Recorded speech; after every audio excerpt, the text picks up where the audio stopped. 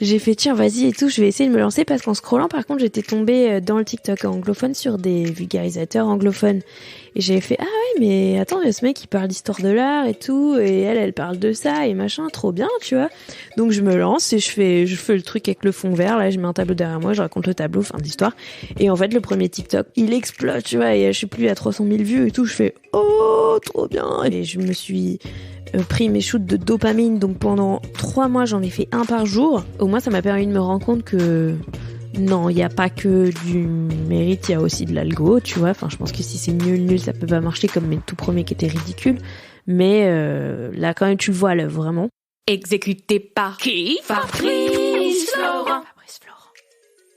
Bonjour, bonsoir, bon après-midi à tous et bienvenue dans ce nouvel épisode d'Histoire de succès. Chaque jeudi à partir de 6h du matin, je retrace avec une ou un invité son parcours de vie qui l'a amené à son succès depuis la petite enfance jusqu'à aujourd'hui. Je suis Fabrice Florent, dans la vie je fais des podcasts d'interviews et de discussions et je crée des contenus. Si vous aimez ce podcast d'ailleurs, allez écouter la bande-annonce pour en découvrir plus sur moi et sur mes autres podcasts. N'oubliez pas de vous abonner sur votre appli de podcast préféré, de mettre un cool commentaire et 5 étoiles au podcast sur Apple Podcasts par exemple, et de partager cet épisode autour de vous s'il vous a plu. C'est le meilleur moyen de m'aider si vous aimez mon travail. Un grand merci à vous et bonne écoute. Manon, comment ça va ? Ben ça va et toi ? Je sature un poil, mais ça va. Tu satures de mon micro, tu satures de la vie. Je sature du micro, pas de la vie, ça va encore.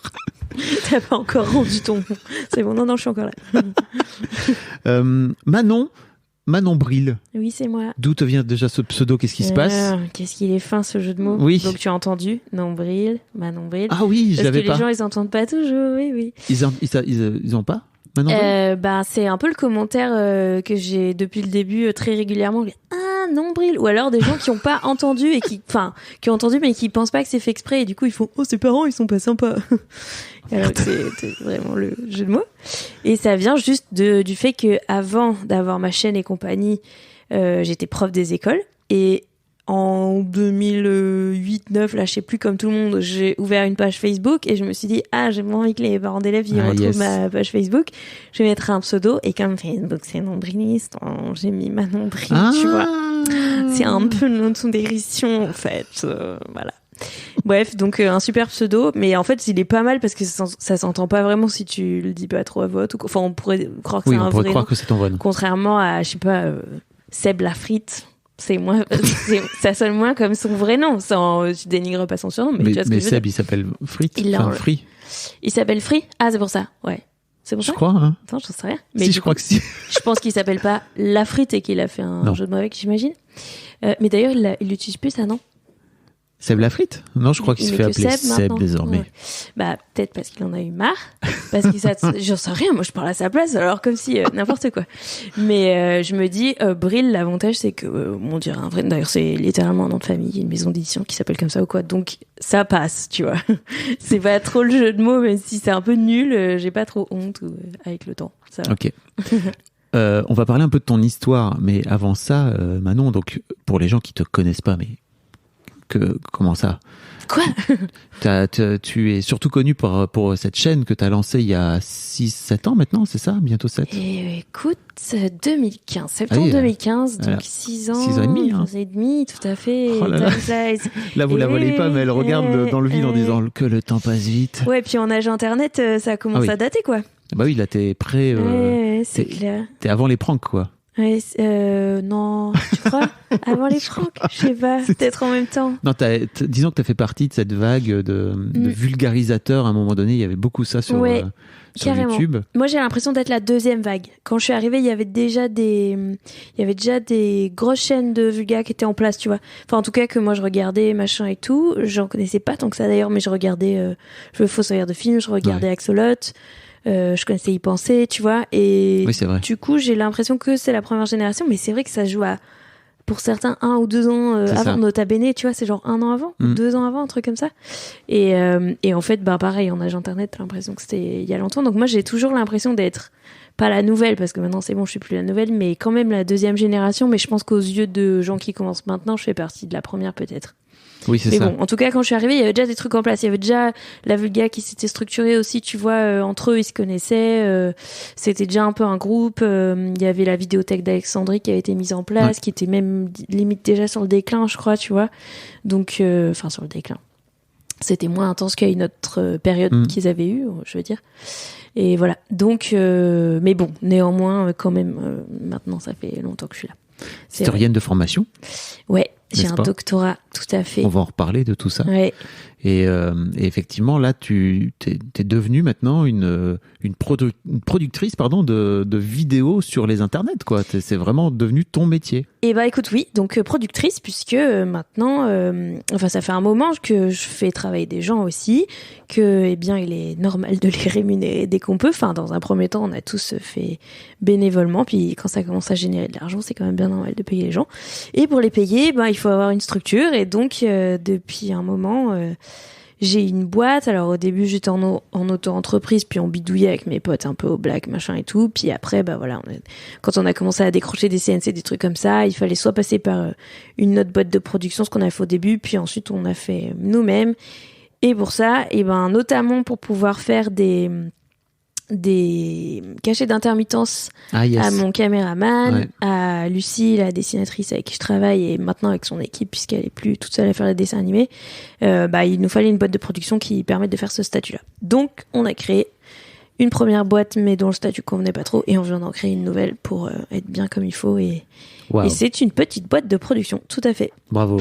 Merci. Et on va parler justement de cette histoire de dessin animé. Il y a un moment donné où tu t'es dit, tiens, j'ai envie de faire des dessins animés, ce qui n'était pas un format très répandu sur YouTube à l'époque. En tout cas, en France, il y en avait assez peu, quoi. C'est vrai qu'il y en avait pas tant que ça. Les tout premiers que j'ai faits, c'est Cola Bim qui me les a proposés à une époque où on traînait ensemble, et donc il m'avait dit hey, ça te dit, on tente de faire des épisodes ensemble. On en a fait 2 ensemble, et ensuite donc c'est Limlu qui est toujours la réalisatrice de ces épisodes, qui m'a dit hey, vas-y, nous aussi on essaye d'en faire ensemble et tout. Donc on en a fait un premier ensemble, 1 ou 2 premiers ensemble, puis ça marchait bien, puis on s'est dit il faut pérenniser ce truc et tout. C'est là que je suis allée chercher, monter les dossiers, chercher les CNC, les machins, pour pouvoir la payer, parce que pour le premier, elle m'a fait vraiment une fleur avec un tarif très très réduit, mais tarif d'amis pour l'essai, on va dire, mais extrêmement ridicule.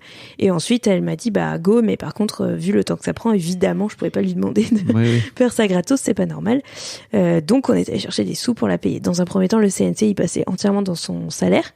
Et puis petit à petit, on a pérennisé avec déjà la monétisation qui est enfin devenue intéressante, parce que jusque-là, ça rapportait vraiment genre 200 balles par mois, mais avec les épisodes animés, on s'est mis à faire beaucoup plus de vues, donc ça a commencé à être des revenus qui restent ridicules par rapport au nombre de vues, à mon avis, mais qui génèrent quand même de l'argent. Et on a commencé aussi les placements de produits, tout simplement, parce qu'il n'y a pas de secret.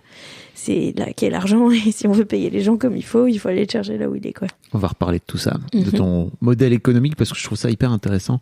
Mais avant ça, c'est la première question que je pose à tous les invités, c'est à quoi tu ressemblais, Manon, quand tu avais 7-8 ans? Quand j'avais 7-8 ans, écoute, je sais pas, je crois que je suis une petite fille plutôt un peu discrète et tout, mais ça dépendait des contextes. Quand j'étais toute petite, j'étais très chiante, apparemment. J'étais l'enfant qui se roulait par terre dans le supermarché, tu vois. Ah, yes. Ouais. Et donc, c'est ce que mes parents me disent. Même, apparemment, fallait emmener une copine avec moi en vacances pour que je sois moins chiante. Tellement j'étais relou. Voilà. Et en fait, je sais pas si c'est ça qui a changé ou non, mais je me souviens d'un jour où j'ai fini par faire pleurer ma maman. Oh. Et ça m'a... Ouais, je me souviens pas pourquoi, mais je me souviens d'elle qui s'enferme dans la cuisine en pleurant parce qu'elle en peut plus. Et de moi qui tape sur la porte en ayant compris d'un coup que je lui faisais mal, en fait, et en étant terrifiée, tu vois. Et en faisant, non, maman, pardon, et tout. Et j'ai l'impression qu'à partir de ce moment-là, mais je sais pas si c'est une légende que je me raconte ou pas, mais j'ai l'impression qu'à ce moment-là, ça m'a calmée et j'ai compris, tu sais, l'empathie, tu vois, genre, ah putain, mais en fait, moi, je me roule par terre pour X raisons, parce que je suis pas contente, j'en sais rien, mais ça fait mal aux autres et j'ai pas envie de faire mal aux autres, tu vois. Donc, voilà, je sais pas si c'est un souvenir édulcoré ou pas, mais c'est mon chemin, on va dire. Ouais. Voilà. Et à l'école, c'était cool? Ouais, l'école, c'était cool, carrément, rien de... mes parents, ils ont divorcé quand j'avais 8 ans, donc bon, bah, comme tous les enfants de parents divorcés, c'est pas des années marrantes, mais je pense qu'ils ont fait comme ils pouvaient dans leur vie d'adulte, avec leur truc d'adulte pour nous épargner et tout, même si, évidemment, c'est pas marrant, tu vois, mais voilà, donc non, franchement... Oui, c'était... Enfin, ma maman, elle a pu souffrir parce qu'elle s'est fait quitter, etc. Mais tu vois, bon, je sais pas comment dire, c'est la vie, quoi. Donc, non, mais enfin, C'est la vie. ça me causait de la peine, tu vois, de voir ça, mais je sais pas comment dire, je pense pas que ça soit bien de rester ensemble si on s'aime plus non plus, tu vois. Donc, et que ça serait pas forcément bien passé pour autant. Mais c'est sûr que par contre, toi, d'un coup, en tant qu'enfant, tu comprends qu'il y avait un problème que tu voyais pas parce que devant toi, les adultes, ils faisaient semblant, tu vois. Donc, je me souviens de ces trucs-là. Après, au collège, j'étais plutôt mal dans mes baskets et je me faisais un peu bolos et tout ça. Donc, plutôt comme ça. Et après, au lycée, à l'inverse, je me suis beaucoup plus épanouie. J'ai l'impression que le climat a été moins stressant qu'au collège. Que du coup... T'es devenue un peu plus populaire, c'est ça? Ou t'avais des amis? Ouais, carrément. Bah, j'avais des amis au collège, mais on était un peu les nulos, entre guillemets. Ah oui. Enfin, en fait, c'était quoi? T'étais un peu les nerds? De dire ça, mais... T'étais un peu les intellos, c'est ça? Ouais, nous, on était plutôt un peu les... je sais pas, même pas d'ailleurs. On n'avait pas forcément toutes des bonnes notes, mais... En fait, on était plutôt celles qui arrivaient pas à répondre quand on les attaquait, tu vois. Oui. C'est plutôt ça, mais on était ni spécialement geek, ni spécialement intello ou nul non plus. D'ailleurs, on était middle. Enfin, je sais pas, on était normal, j'ai l'impression, enfin banal. Mais on avait ce truc de pas avoir le répondant quand les autres, ils venaient nous chamailler et du coup, enfin, tu sais, c'est comme c'est de la jungle. La loi de la jungle, si quoi. tu te laisses taper dessus, bah, c'est un terrain de jeu pour les autres. Donc voilà. Et après, au lycée, j'ai l'impression que tout ça, c'est parti. Et là, je me suis bien plus sentie dans mes baskets et je me suis sentie carrément plus populaire, entre guillemets, dans le sens où c'était plus facile les relations avec tout le monde et je m'amusais bien et je connaissais plein de gens dans le lycée et je me sentais bien dans mes baskets, carrément. Donc je pense que c'est un mélange de plusieurs trucs, de toi qui mûris et probablement les conditions du lycée qui sont... Enfin, tout le monde a grandi aussi, donc tout le monde s'est probablement un peu calmé. Je pense que les enfants qui détestent l'école et qui, du coup, sont difficiles à l'école, en partie, ne vont pas au lycée et font des voies professionnelles, etc. Donc, potentiellement, si eux, ils étaient malheureux à l'école, ils nous le faisaient payer, entre guillemets, d'une manière... même pas forcément consciente, mais voilà. Et donc là, je pense qu'au lycée, tu commences à avoir un peu de tri sur ça et c'était un milieu plus facile. Bon, je fais un peu des généralités, mais je m'y suis sentie mieux en tout cas, en ce qui me concerne. Ils font quoi tes parents comme métier, ou ils faisaient quoi à l'époque? Alors, mon père, il est tout fraîchement retraité, mais il était prof à la fac. Maître de conf en physique, électronique, truc de sciences dures. Hein. Je sais pas trop exactement quoi, parce que il travaille sur l'énergie et la conversion d'énergie et la thermophysique ou je sais pas quoi, un truc comme ça. Mais quand j'étais petite, il me disait qu'il faisait des éclairs dans un labo. Voilà. Super. D'accord, donc ça avait l'air stylé. Donc en gros, voilà, sciences dures. Et ma mère, elle travaillait dans le enfin, au début, elle avait pas son bac. Elle a fait plein de petits boulots à la con, parce que quand mon père est parti, du coup, elle travaillait plus pour s'occuper de nous, donc elle a repris... Enfin, d'abord, elle a fait des boulots pour pouvoir payer les factures. Et ensuite, elle a repris ses études, elle a passé l'équivalent bac et elle a travaillé dans le social. Et genre, je sais pas, genre à 40 ans, tu vois, un truc comme ça. Enfin, dans la quarantaine, je pense. Et elle a été diplômée, elle était conseillère en économique sociale et familiale. Et du coup, elle travaillait avec un public notamment dans des centres d'accueil pour SDF, de jour ou de nuit, voilà. Dans le social, donc. Donc reconversion, enfin en tout cas reconversion tardive, quoi. Ouais, carrément. Un peu obligatoire. Un peu obligatoire, et puis en fait c'est marrant parce que tu sais, c'est ces générations où tu trouvais du travail comme ça, donc elle avait pas son bac, mais à l'époque elle était montée à Paris, elle a trouvé du travail tout de suite au PTT. Et ensuite, dans les PTT, quand il s'était installé à Pau... Donc c'est la Poste, hein, pour les plus... Tu sais qu'en plus, je dis les PTT parce qu'elle me disait les PTT, parce qu'à l'époque, on disait ça, mais moi, je dis pas les PTT quand je parle de la Poste, c'est fou. Bref, donc oui, c'est clair. Donc à la Poste, et en fait, quand ils sont arrivés à Pau, parce que mon père a eu son poste d'universitaire à Pau, puis il est toujours là-bas, et quand elle est arrivée à Pau, elle a trouvé du boulot... par les PTT, par la Poste, pour faire du montage d'entreprise. Et donc, elle faisait du montage pour des vidéos d'entreprise et tout. C'est assez drôle parce que les dernières années de sa vie, je lui déléguais des montages que j'avais à faire pour certains trucs, pour certaines pastilles pour mon université ou quoi. Je lui faisais monter les trucs pour les choses assez basiques et du coup elle avait trop gardé les mêmes réflexes, mais elle avait fait du montage à l'époque où c'était des trucs physiques. À l'ancienne. Ouais. Et du coup, elle me disait, je lui montrais première, tu sais. Ouais, littéralement, elle me disait, ah ouais, mais c'est hyper instinctif, c'est les mêmes mots de vocabulaire parce que cut et tout, c'est parce qu'on coupait les bandes, parce que machin, le chutier, tu mettais tous tes chutiers de bandes. Elle me dit, c'est quand même plus facile parce que nous, quand on avait jeté une bande qu'on voulait récup, fallait fouiller dans le chutier et tout, donc l'enfer, tu vois. Mais genre, vraiment, elle avait du montage physique. Vous ne vous rendez pas compte aujourd'hui, vous montez sur votre iPhone. Ah non, mais tellement, bah ouais, t'imagines, le gap est fou, ouais. En l'espace de 25-30 piges, quoi. Ouais, c'est assez incroyable. Mais du coup, même système, là, en fait, les logiciels, on n'est pas vraiment surpris, mais les logiciels, ils se sont inspirés des méthodes physiques pour concevoir leurs interfaces, quoi. Carrément. Hyper malin. Ok. Et quand est-ce que tu commences à te faire picouser à l'histoire? Depuis que t'es toute petite ou? Eh bien, non. Alors. Bon, le côté mythologie et tout ça, j'ai toujours trop aimé, puisque du coup, j'ai fait mon doctorat sur la déesse Athéna. Ouais. Ça, j'ai toujours bien aimé ces histoires-là et tout. C'est génial, franchement. Ouais, mais grave, c'est des histoires fascinantes. C'est pas pour rien que c'est toujours, il y a toujours un engouement pour ça, qu'on continue de les recycler dans la pop culture, que machin, évidemment, parce que c'est des histoires épiques et tout. Et donc, ça, j'aimais bien.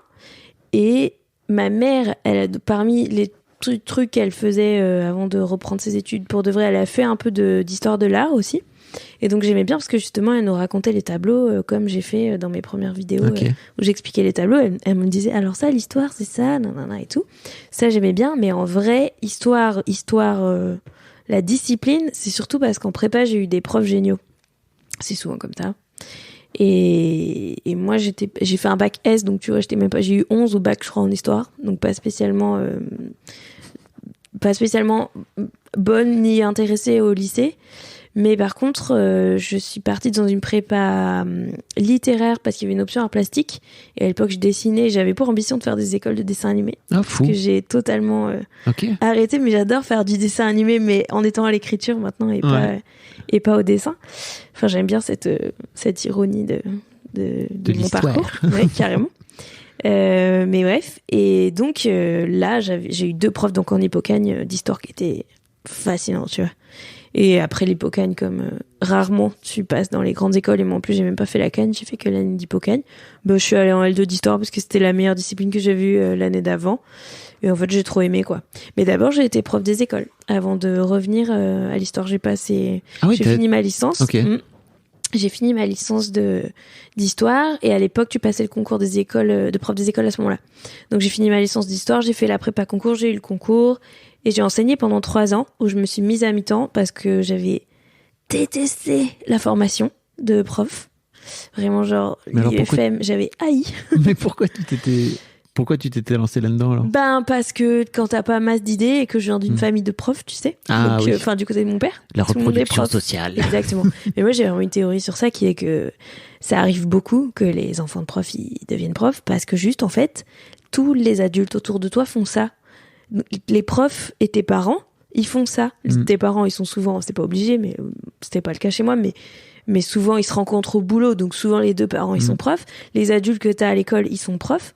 Et en fait, c'est le seul modèle dans lequel tu te projettes, donc t'as énormément de reproduction. C'est pas systématique, mais ça m'étonne pas, tu vois.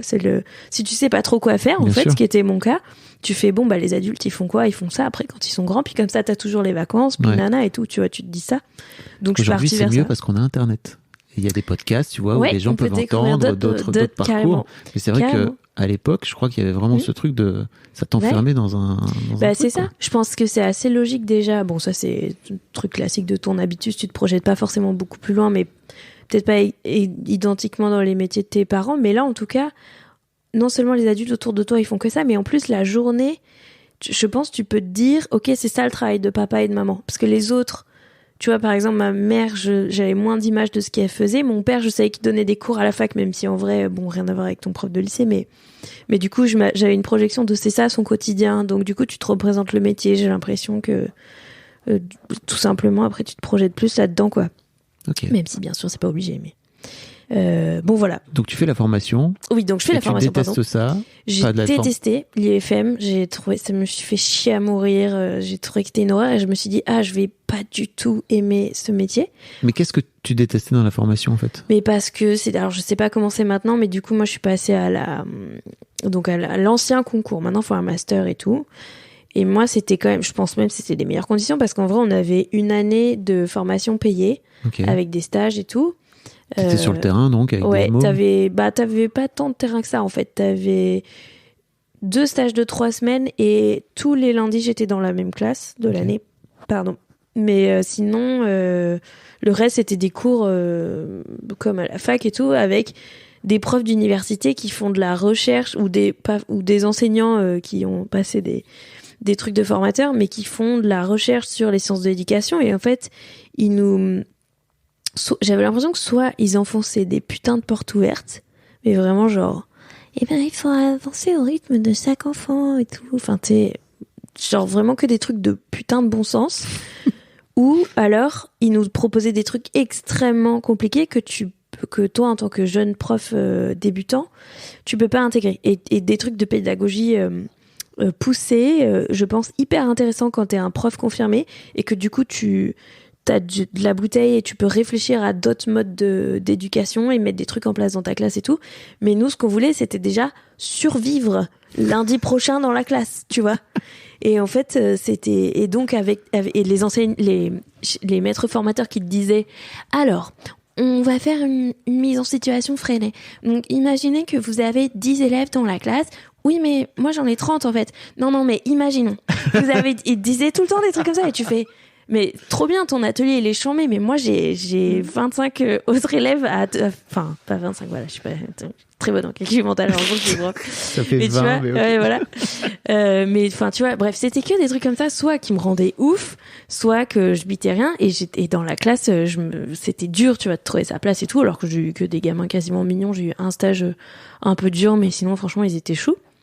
Mais comme t'es pas le prof titulaire, t'es toujours la maîtresse du lundi, ou machin, tu vois, c'est un peu ingrat. Et après, par contre, en enseignant, ça s'est carrément bien passé avec mes classes et tout. Et j'ai vraiment kiffé les gamins. C'était plus avec les parents que c'était plus pénible parce que, comme d'hab, les parents, tu leur dois des comptes et bidules. Et en plus, quand t'es jeune et que tu fais jeune, ils te prennent vraiment de haut, tu vois. Tout ça pour, d'ailleurs, à la fin de l'année, à chaque fois, j'avais le droit. Finalement, ça s'est bien passé. Oui. Attends de voir. En fait, c'est ça, tu vois. Si ça se passe mal, c'est normal que tu gueules. C'est absolument normal que tu ailles te plaindre de ton prof ou que tu discutes avec lui, sans même parler de se plaindre ou quoi. C'est normal. Mais juste, viens pas être sur mon dos avant que tu saches comment ton enfant se sent ou comment ça se passe ou est-ce qu'il a des problèmes. 2 secondes. Enfin bon, bref. Les parents. Mais bref. C'est un peu les parents de cette génération-là, j'ai l'impression. Enfin, en tout cas, j'ai un peu l'impression que mes darons, ils étaient un peu moins sur le dos des profs. Ouais. Dans cette génération-là, un peu plus... c'est le rôle de l'école et en fait, ils vont se démerder là-bas. Et aussi, nous, on a notre rôle à nous. Enfin, bref. C'est vrai que t'avais un truc de quand tu punis un gamin, faut aussi justifier pourquoi tu l'as puni, tu vois. Et en fait, en fait, c'est-à-dire que si le parent il a pas compris la punition, encore une fois, je trouve ça sain et normal qu'il ait besoin d'en parler avec toi. Je dis pas du tout qu'il faut pas discuter, et surtout pas, tu vois.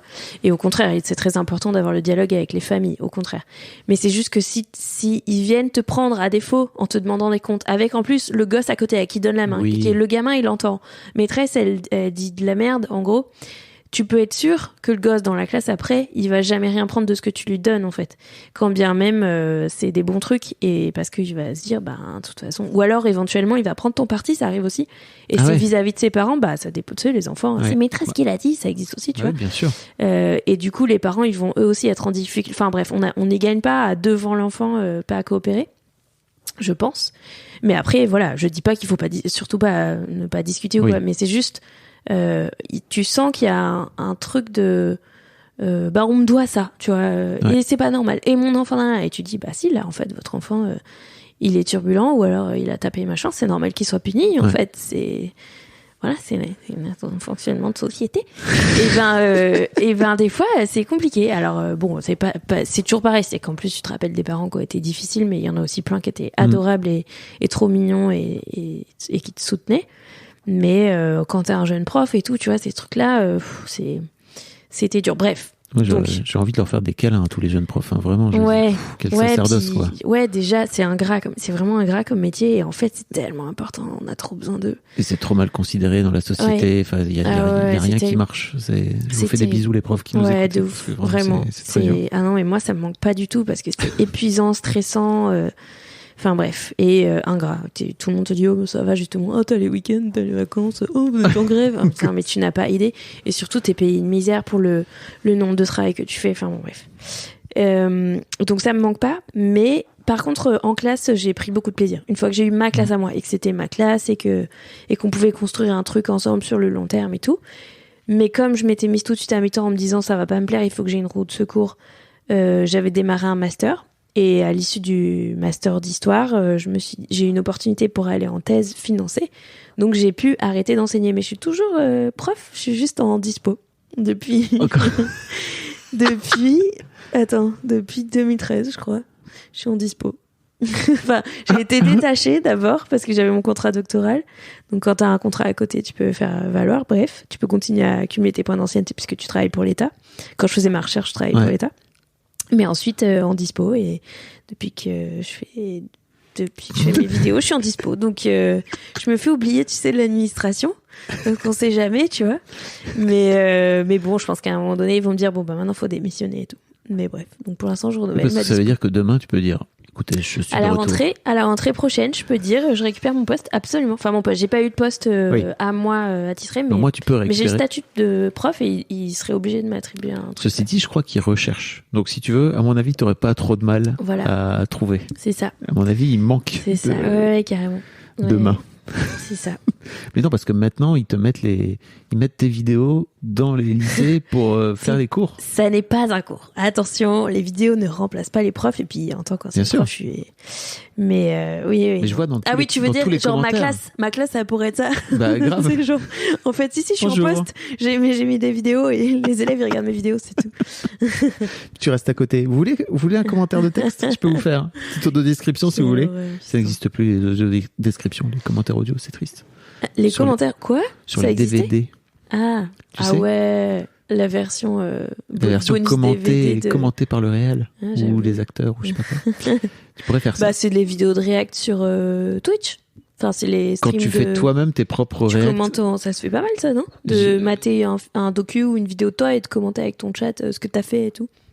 Je vois assez peu de youtubeurs qui font Ah ouais, ça. j'ai l'impression que ça se fait. J'ai vu Antoine Daniel qui avait fait son propre React à une conférence qui était terrible. Ah, mais oui, mais pour rigoler. Mais pour rigoler, après il l'a refait 3 ans plus tard parce qu'il se souvenait. Il a fait le React à son React. Ah, c'est bien ça. Trop drôle, il faut que je mette. Non, mais moi j'ai des potes qui font, tu sais, ils expliquent quelle a été leur réflexion D'accord. pourquoi là, dans ce trip-là, ils ont fait ce choix-là, qu'est-ce qu'ils ont enlevé, ils commentent, là en fait j'ai fait ces choix-là, machin. Ouais, qui commentent pourquoi le produit fini de cette vidéo il est comme ça en gros. Ah, trop intéressant. Ouais, carrément. J'en ai pas. Ok, d'accord. Mais bref, revenons à ton parcours si tu veux bien. Donc effectivement, tu te lances à mi-temps et tu te dis. Qu'est-ce que tu vas faire de beau, quoi? Alors à ce moment-là, je me dis, je vais faire de la recherche en histoire. Donc tu te lances vraiment dans ta thèse à ce moment-là. Ouais. Donc master, hop, terminé. J'ai une bourse de thèse, donc je peux arrêter d'enseigner en même temps et donc d'avoir mon mi-temps. Donc j'ai des revenus qui viennent d'ailleurs et je me lance dans la thèse. Et en fait, au début, je me dis, je vais faire de la recherche. J'espère, parce que c'est dur et c'est super dur d'avoir un poste. C'est très, très bouché. Donc, mais bon, j'y vais avec toute ma volonté et j'ai trop envie de bosser dans la recherche. Et en fait, au bout de 2 ans, de thèse, je démarre la chaîne YouTube suite à une petite expérience de vulgarisation parce que j'ai participé à ma thèse en 180 secondes. Donc c'est un concours organisé par le CNRS où les doctorantes et les doctorants ils présentent leur thèse en 3 minutes pour le grand public. Et donc moi j'ai participé, je crois que c'était la 2e édition en France, je crois, en 2015. Et en fait j'ai eu le prix du public à la finale régionale de Midi-Pyrénées. Donc ce qui te qualifie pas pour la finale nationale, mais par contre ça voulait dire que la majorité de la salle avait voté pour moi, tu vois. Et du coup je me dis ah cool, ça veut dire que j'ai convaincu la salle, tu vois, et peut-être il y a un public qui peut aimer mon ton et mes sujets. Et en même temps, à peu près dans les mêmes mois, j'ai fait une petite vidéo avec un pote qui se trouve être toujours mon réal aujourd'hui, et qui est caméraman et qui avait du matériel et qui sait faire de la vidéo et tout. On a fait une vidéo sur les curiosités de la ville de Toulouse pour répondre à un petit concours de court-métrage d'une asso organisée, qu'une asso de la fac organisée. Ah, je savais même pas que c'était l'objectif. C'était c'était un truc sur les 2 millions de la ville de Toulouse. Il y avait une asso qui faisait ça. Et justement, moi, je matais Axolot, qui avait sorti son étrange escale à New York et qui avait cette idée de dire, à New York, tout le monde connaît la Statue de la Liberté et compagnie, l'Empire State, même si tu y es pas allé, tu sais ce que c'est. Moi, je vais vous montrer autre chose. Et je trouvais l'idée trop bien. Je me suis dit, tiens, on va faire ça avec Toulouse. Et en plus, vraiment en s'adressant aux Toulousains, tu vois, en disant, t'habites ici, mais pourtant, t'as jamais remarqué ça et tout. Et en fait, ça a trop marché. Et parce que, en fait, donc j'ai fait le petit court-métrage. Une fois que le concours était fini, je l'ai posté en ligne. Je crois que ça c'est en juin 2015. Mais je l'ai mis en ligne sur Vimeo, car j'avais un compte Vimeo à l'époque. Et en fait, la vidéo, elle a grave, enfin, tu sais, ça fait ce truc où, évidemment, les échelles sont plus les mêmes aujourd'hui, mais genre, je la poste et je la poste sur Facebook pour la montrer à mes amis, en public. Et le soir, je reviens et il y a 800 vues, tu vois, ou un truc comme ça. Et je fais, waouh, mais c'est fou, tu vois, 800 vues, alors que c'est juste sur mon Facebook perso que ça a tourné. Donc, trop dingue, trop bien. Et je sais plus, alors là, je me rappelle plus si c'est moi qui l'envoie à la presse locale ou si c'est la presse locale qui tombe dessus. Bref, en tout cas, il y a des articles dans des trucs comme La Dépêche ou Côté Toulouse et tout. En plus, avec des titres genre La Toulousaine qui connaît mieux Toulouse que vous et tout. Donc évidemment, les Toulousains, ils sont pas contents, ils y vont et tout. Et là, ça se met à faire des vues. Et en une semaine, il y a 80 000 vues, tu vois. Alors qu'on est personne et que c'est sur Vimeo. Et moi, je suis là, wow, qu'est-ce qui se passe et tout, c'est trop fou. Voilà. Moi, je me souviens qu'à l'époque, je t'avais découvert par cette vidéo-là qu'on avait relayée sur Mad. Ouais, carrément. Et je m'étais dit, waouh, trop bien, une nouvelle meuf. Parce qu'à l'époque, il n'y avait pas beaucoup de meufs sur YouTube. Mais ouais, une nouvelle meuf marrante, il y en avait encore moins. Ouais, et puis en plus qui a des propos qui a un propos marrant et puis qui est tu vois ta réal elle était sympa et tout et puis t'avais un ton un peu décalé, un peu marrant quoi, tu vois, ça existait pas trop quoi à l'époque. Bah c'est vrai, enfin je pense qu'il y en avait mais pas 10 000 en effet. Oui, il y en avait mais pas 10 000 et c'est vrai que j'avais pas 10 000 modèles en tout cas. Tous les mois il y avait pas une nouvelle meuf qui sortait avec vrai. un peu dans ce ton là quoi. C'est vrai. Mais tant mieux si ça a changé. Oui. Et justement, après, on s'est dit avec mon pote, vas-y, on pourrait essayer de faire une chaîne YouTube en alliant l'expérience vidéo, mais la ville de Toulouse, c'est pas spécialement ma spé, mais expérience vidéo avec mon domaine, l'histoire et tout, même si pendant un temps, j'ai continué les formats des villes, les vidéos de détail, j'appelais ça. Et justement, j'ai lancé la chaîne et je t'ai écrit. J'ai écrit à Mademoiselle, en tout cas, parce que je me souviens d'avoir maté l'interview, peut-être de Solange te parle, ou je sais plus, peut-être Solange te parle, ou je pense que c'est toi qui fais l'interview, si je me souviens bien, et tu dis, ouais, nous, on aimerait bien booster les meufs, je m'excuse si c'est pas toi, et que j'ai mélangé les noms, mais bref, il me semble. Et on veut essayer d'aider les meufs qui démarrent et tout. Je me dis, vas-y, je vais envoyer et tout. Et donc, pareil, je me souviens que tu m'avais donné des conseils, que vous m'aviez fait un article et tout sur la première vidéo qui était sortie. Donc, petit boost de démarrage qui m'a cool. Carrément, non, mais mission accomplie, franchement, regarde. Trop cool. Mais c'est vrai qu'à l'époque, il n'y avait pas beaucoup de vulgarisatrices. En fait, il y avait Charlie. Ouais, c'est ça. Il y avait Charlie. Et moi, je la connaissais même pas. Je connaissais même pas sa chaîne à ce moment-là. J'étais pas tombée dessus, tu vois. Et il y avait beaucoup de gars. Il y avait Viviane, je pense, Syllabus, je pense. Ah oui, c'est vrai. Déjà? Je pense qu'elle était là, ouais. Oui, je suis sûre parce que quand je suis arrivée, je les ai rencontrés en bloc. Tous ils étaient déjà en place depuis au moins un an, je pense. Au moins. Ou 2 peut-être, je sais plus. Il y avait Florence Porcel. Oui. Il y avait Florence Porcel qui, elle, était là dans les tout débuts d'ailleurs. Je pense qu'elle elle était vraiment là, encore avant Florence, je pense. Et voilà. Et c'est horrible parce qu'on doit en oublier, désolé pour elle. Mais du coup, en tout cas, moi, j'en connaissais aucune. Déjà, je connaissais aucune chaîne de vulga tenue par une meuf. Non pas qu'elles existaient pas, mais en tout cas, j'étais pas tombée dessus. Mais j'étais pas méga connaisseuse de YouTube, par ailleurs. Je connaissais vraiment que des énormes chaînes, tu vois. Et je me souviens que mon modèle dans lequel je me projetais le plus, c'était Natou. Ouais. Parce que elle avait ce truc que j'adorais qui était d'être une meuf et de pas avoir besoin d'être une princesse, tu vois. Ouais. Et de pas hésiter à sans les dire, à faire des grimaces et à être vraiment très drôle et à pas avoir peur de ça. Et j'adorais ça, tu vois. Et du coup, c'est vrai que j'ai un peu perdu ce truc, mais au début, je faisais vachement des grimaces, des mimiques, des machins et tout.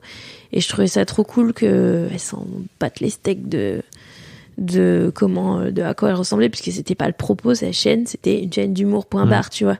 Et je trouvais ça trop bien. Tu fais un peu plus attention à ton image, t'as l'impression maintenant, en vieillissant ou... Alors attention à mon image, je sais pas, mais c'est surtout que j'ai l'impression que j'ai un peu perdu ce petit grain de folie que j'avais au début. Tu vois, je sais plus trop les grains, c'est vrai que je fais plus des grains. Pourtant j'aime bien, hein, c'est même pas... Non mais en fait là ça commence à aller mieux, mais j'ai été ces dernières années dans un tunnel de délai et de deadline qui fait que t'as plus le temps de t'appliquer en fait. T'as plus le temps de t'appliquer, t'as plus le temps d'incarner tes trucs. Exactement. Okay.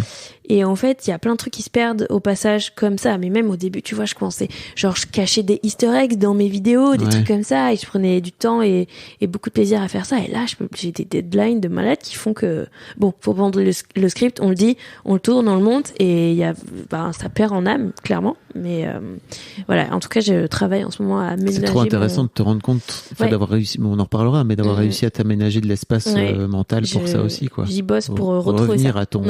Carrément. À ton sujet. Carrément. Ouais, et puis au plaisir, tout simplement. Ouais, c'est plutôt important. C'est bien. C'est bien dans ton temps. Plaisir. Vive le plaisir. Bonsoir. Vive le plaisir. Ok.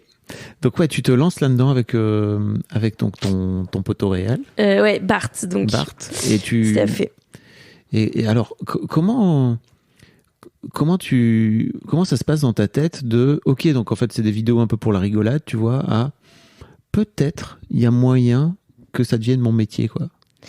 Ça vient pas comme ça tout de suite, parce qu'en fait on fait des vidéos pour rigoler, voilà, et puis il y a des articles, donc il y a Mademoiselle, je crois qu'il y a eu Topito aussi, tu vois, donc trop cool. Bon, ça c'est bien, mais ça paye pas paye pas les factures, hein. Voilà. Et en fait, petit à petit, le premier truc, c'est que j'ai ouvert un Tipeee. En plus, à une époque où quand même on était un peu en mode, je sais pas trop, c'est chaud de demander de l'argent aux gens, tu sais, on avait encore un peu honte de faire ça, enfin en tout cas dans le milieu de la vulga. Alors que maintenant, vraiment, genre, c'est vraiment basique. C'est vraiment passé dans les usages. Bref, et donc je me souviens qu'on le justifiait énormément. C'est quand tu ouvrais un Tipeee, tu donnais plein de justifications de pourquoi tu faisais ça et tout. Bref, et donc d'abord, en fait, en gros, tout simplement, mon contrat doctoral, qui est donc le financement, il est arrivé à terme. Il dure toujours 3 ans, et les thèses d'histoire, on te demande de faire plus. Donc je savais que de toute façon, il couvrirait pas toute ma thèse. Et donc quand il a été terminé, je me suis dit il faut que j'ai d'autres financements, c'est hors de question que je retourne à l'école, même en mi-temps. Donc j'ai ouvert un Tipeee, et en même temps, parce qu'au début il a été relativement vite élevé par rapport à la taille de ma chaîne, mais évidemment ça suffisait pas pour vivre. Et en même temps, j'avais un mi-temps où je faisais des vidéos pour ma fac. Ah, ok. Donc ils avaient repéré que je faisais ça. Oui, c'est vite arrivé à leurs oreilles, mais trop bien, parce que du coup ils m'ont dit mais génial, tu vas nous faire des vidéos aussi, et comme ça on te prolonge un peu ton contrat, ton financement de thèse. Il fallait un prétexte en gros, mais on te paye à faire ça, puis comme ça t'as des sous pour. Donc j'avais un mi-temps avec la fac pour leur faire des vidéos pour la chaîne Mondes Sociaux, qui est une chaîne de vulgarisation des sciences humaines et sociales. Et donc les deux combinés, dans un premier temps, je fais nickel, là en fait je vis de mon activité de vidéaste, vu que je fais des vidéos pour la fac, pas directement de la chaîne uniquement, mais de l'activité de vidéaste, parce que en fait c'est en faisant des vidéos que je paye mes factures, là, clairement. Ça c'est classe. Donc très cool, ouais, vraiment très très cool, très très cool. En fait tu sais, bon, c'est quand même un concours de facteur de chance aussi, tu vois, ça tombe là, ils auraient pu ne pas me le proposer, donc il aurait fallu que j'ai un job à côté, donc ça aurait pas été tout de suite des vidéos, peut-être ça aurait été jamais, parce que ça m'aurait fatigué, enfin tu vois. Mais c'était finalement ultra malin d'avoir fait un truc sur la ville de Toulouse. Alors c'était le but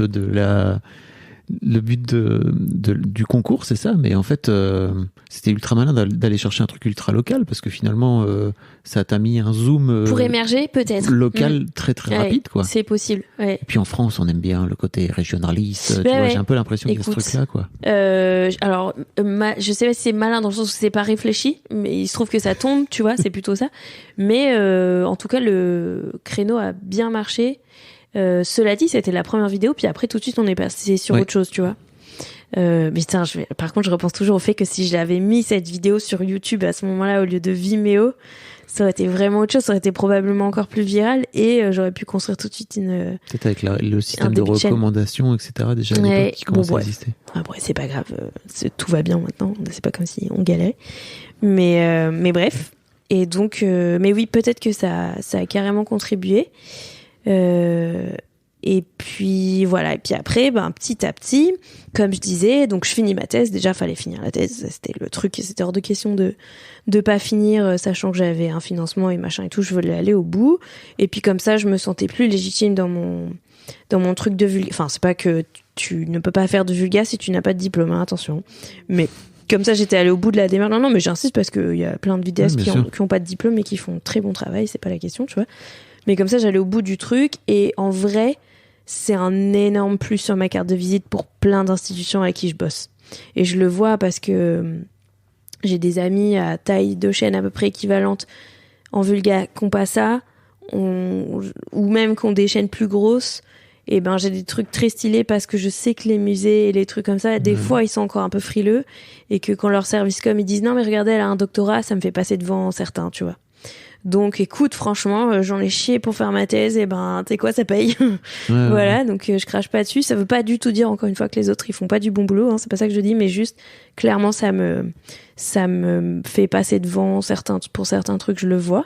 T'as bossé hardcore pour utiliser ta chier pour... Ouais. Oh, vraiment, non, mais franchement, c'était épuisant. Je faisais un vlog de thèse pendant si ça vous intéresse, chers auditeurs, pendant la rédaction. Donc pendant la dernière année et demie, j'ai fait un vlog à peu près une fois par mois où j'expliquais en quoi ça consistait l'activité et ce que je faisais. Alors aujourd'hui, j'ai écrit 3 pages et en fait, je vais à la bibliothèque, mais comme ça, on voit un peu à quoi ça ressemble. Le quotidien de la déprime. C'est pas mal de déprime, on va pas se mentir. Mais bon, franchement, j'en suis bien sortie. Hein. Ça va. Mais c'est cool. Ce format, il est pas si vu parce que c'est un truc un peu de niche en termes de qui peut être intéressé, mais par contre il y a toujours des étudiants régulièrement qui me disent oh là là, je suis en train de mater ça alors que je fais mon master et ça m'aide trop, merci, et ça fait hyper plaisir, tu vois. C'est tellement tellement de partage, quoi, tu vois. Ouais, et partage en plus, d'expérience dingue, quoi. C'est ça. Et puis surtout, j'hésitais pas à dire, je pense que ça fait du bien de l'entendre, j'en chie, quoi, les gars, c'est dur, et là faut que je recommence tout, et là putain j'ai honte de ça, et là en fait je suis au fond du seau parce que nana, et ça fait du bien parce qu'en fait c'est ça la réalité de l'écriture. Enfin, le mythe des gens qui tu vois, qui prend le truc, non, c'est faux, tout le monde en chie, tout le monde galère, alors plus ou moins fort et avec plus ou moins, voilà, mais je pense que ça fait du bien quand t'es au fond de ta rédaction de mémoire et que t'en peux plus de savoir que non seulement il y a une vie après tout ça, t'inquiète, tu vas arriver au bout. Et surtout, c'est normal, t'inquiète, tout le monde galère, même si on n'est pas tous égaux dans l'écriture et dans le travail, mais vraiment, c'est normal que t'en chies, sache que t'es pas tout seul, t'es pas toute seule, et je pense que ça fait du bien de l'entendre. Puis c'est un exercice de vulnérabilité aussi que t'avais pas forcément, enfin, c'était pas forcément l'objectif du reste de ta chaîne, quoi, où t'es plutôt en mode, je vais vous expliquer un truc, quoi. C'est vrai, carrément, c'était assez personnel. D'ailleurs, au début, je me disais, putain, mais tout le monde va me tomber dessus en mode, qu'est-ce qu'on s'en fout de ta vie et tout. Mais en fait, non. Enfin, c'était moins regardé de fait, mais très bien. Les gens que ça intéresse pas, ils regardent pas, c'est parfait. Au lieu de venir mettre des commentaires de rageux, ne regardent pas, c'est très bien. Et les gens qui se sont intéressés et motivés, et qui ça peut motiver, ils sont là, et tant mieux. Et ça fait plaisir. Mais c'est un de ceux dont on parle le plus, alors qu'il est pas du tout le plus vu. Mais parce que juste les gens qui l'ont vu, par contre, ils ont été marqués, et ça fait plaisir. Ça les aide tellement. Sur Mad, à l'époque, il y avait une meuf qui avait écrit comment faire pour avoir 20 à son bac de philo. Et en gros, on le ressortait tous les ans, mais le truc avait 6-7 ans, quoi. Et en fait, tous les ans, les gens étaient là. Mais moi, c'est grâce à toi que j'ai compris comment, tu vois, j'ai compris comment faire pour faire une disserte, quoi. Et en fait, pour moi, c'est à ça que ça sert l'Internet, quoi. Non mais grave. On va vous expliquer, voilà, c'est ça. On va vous expliquer comment on a fait ce truc qu'on a galéré à faire. De ouf. Okay. Voilà, je sais plus où on allait avec ça. Voilà. Et en fait, je me demande un petit peu. Donc, tu te lances dans cette chaîne, tu commences à lancer des formats avec des formats particuliers, donc autour des tableaux, etc. À quel moment, mais ça vient un peu plus tard, mais à quel moment tu te dis, tiens, je voudrais me lancer dans le dessin animé? C'était il y a Oui. 1 an et demi, non Plus. 2 ans. Et ben alors, donc comme je disais, les premiers, c'est Cola qui m'a proposé. On en a fait 2 ensemble au début. Alors attends, ça c'était quand ? Je pense que c'était en 2018. Ok. Les 2 avec Cola, je pense que c'était en 2018. Qu'est-ce qui te donne envie de te dire, tiens, en fait, je vais faire du dessin animé? Mais c'est pas moi, c'est lui qui me propose. C'est lui qui arrive. C'est lui qui me dit, ça fou. te dit, vas-y, on fait un petit épisode ensemble. Donc je fais trop bien, c'est trop stylé l'anime et tout, Cola est super doué et tout, donc allons-y. Et donc on en fait 2 ensemble. Et après c'est Lucie que je connais d'ailleurs par Cola et tout, qui m'a proposé et tout, et on a fait un premier où elle a participé à mon émission Le Rollicking mythologique où je présente une figure issue de la mythologie gréco-romaine et ses réappropriations. Donc là Lucie elle m'avait fait sur celui de Dionysos des animes. Et surtout, ensuite, on s'est lancé pour faire un épisode ensemble. Donc, le premier qu'on a fait, c'est comment devient-on cannibale. Enfin, un petit point sur le cannibalisme, sur l'histoire du cannibalisme. Et là, pof. Mais en fait, c'est marrant d'ailleurs parce qu'il a marché à sa sortie. Plutôt bien par rapport à mes vidéos, mais pas non plus explosé. Et en fait, je sais pas pourquoi l'algo l'a rechopé, tu sais, mais 1 mois après. Un truc comme ça. Et 1 mois après, il se met à tourner. Je sais pas pourquoi. Mais les gens savent pas, hein, mais en gros, tu peux avoir parfois des vidéos de YouTube qui datent d'il y a quelques années que l'algo reprend en recommandation et qui explose comme ça sans aucune raison particulière, juste par le système de recommandation, quoi. Totalement. C'est ultra fort. Mais celui-là, vraiment, assez longtemps. Non, j'exagère. Attends, pas du tout 1 mois. Peut-être 1 semaine après ou je sais pas. Enfin, mais bref. Genre, la courbe, elle s'emballe. Mais vraiment, elle s'emballe, tu vois. Alors que j'y ai pas touché parce qu'à la limite, quand t'essayes de changer un titre ou la miniature, il reboot l'algo et il fait, voyons est-ce que ça marche, et si ça marche un peu, enfin, tu sais, tu vois des petits pics et tout dans tes tests, ou des petits creux d'ailleurs si t'as fait moins bien que ce qu'il y avait avant. Mais là, j'ai rien touché et je sais pas pourquoi. 1 semaine après, ça s'emballe. Bon, bah, trop bien. Tu fais beaucoup ça, des mises à jour de tes... Tu testes des trucs ? J'essaye, grave. J'essaye. En fait, j'ai vu une vidéo trop bien de Veritasium dessus. C'est Veritasium. Veritaserum. Oh putain, j'écorche son nom à chaque fois. Ça craint.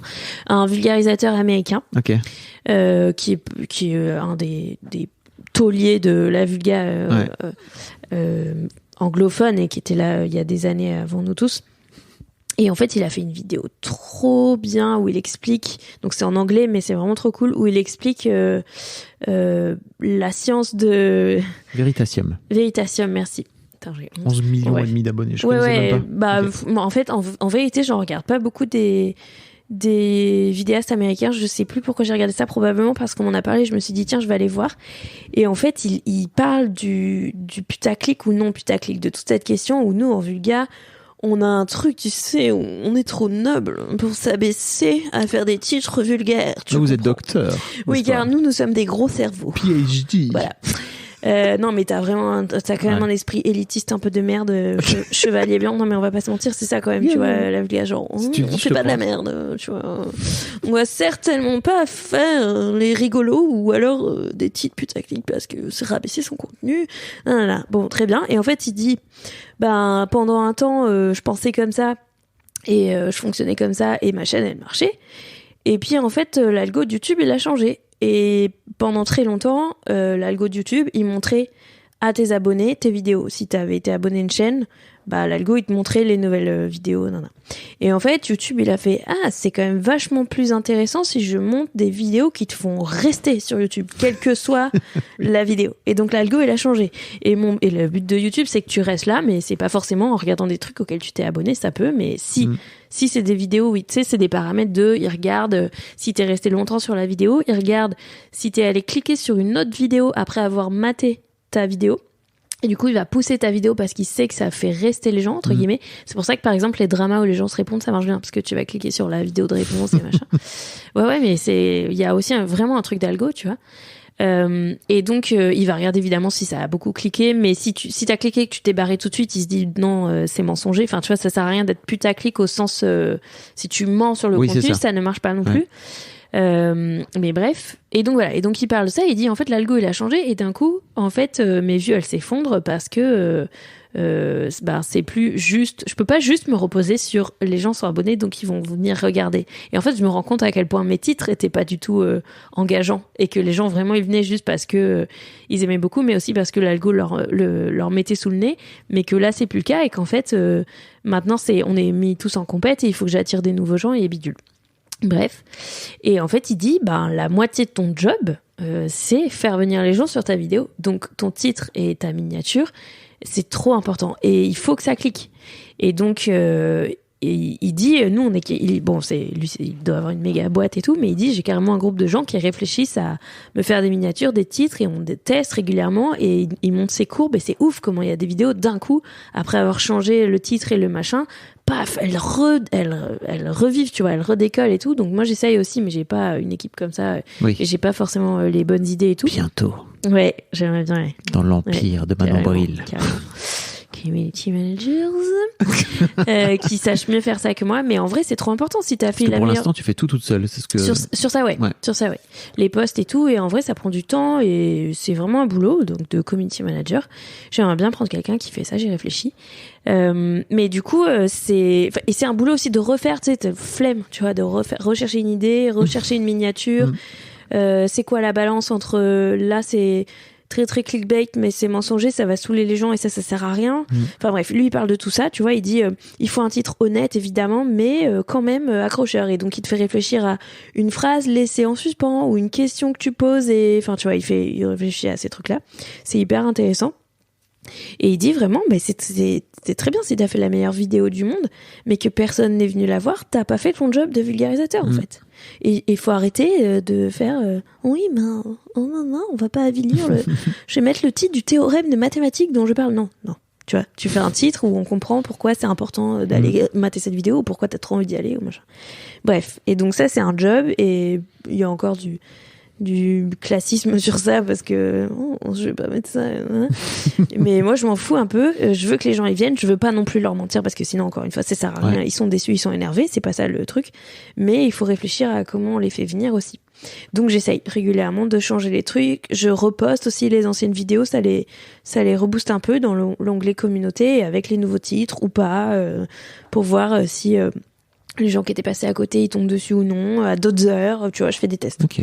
Franchement, j'essaye de jouer avec parce qu'en vrai, ça fait quand même une bonne partie du taf, et juste la viralité de ta vidéo, ça marche que quand vraiment la vidéo, enfin tu vois, genre les méga partages, ça marche que quand vraiment les gens, ça leur a explosé le cerveau, tu vois, genre moi la dernière où ça a fait ça, c'est Picasso, où ça dénonce grâce au podcast Vénus s'épilait-elle la chatte, ça dénonce le connard qui était Picasso, et là elle a été énormément partagée parce que tout le monde a fait what, mais je savais pas, mais t'as vu ça, tu l'as vu, non.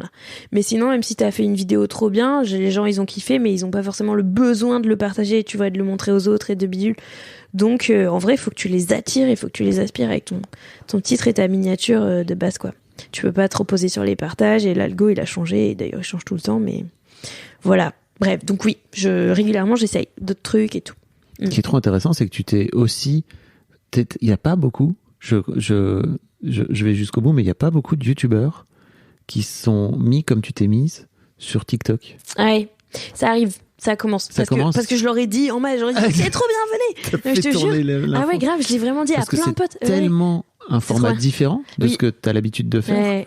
Et mais je me suis dit putain, Manon en fait elle a compris le truc, et surtout pour moi il y a un côté un peu, je trouve qu'il y a un côté un peu, t'as gardé la curiosité, tu vois, plutôt que de te dire bon bah moi je suis sur YouTube, alors je vais faire YouTube, et puis parce qu'en fait ma chaîne est sur YouTube et tous mes abonnés sont sur YouTube, d'un coup d'un seul tu t'es dit putain mais en fait là il y a, en plus tu parles d'histoire, donc t'es en plein dans ça peut intéresser les lycéens, enfin tu vois, t'es dedans, quoi.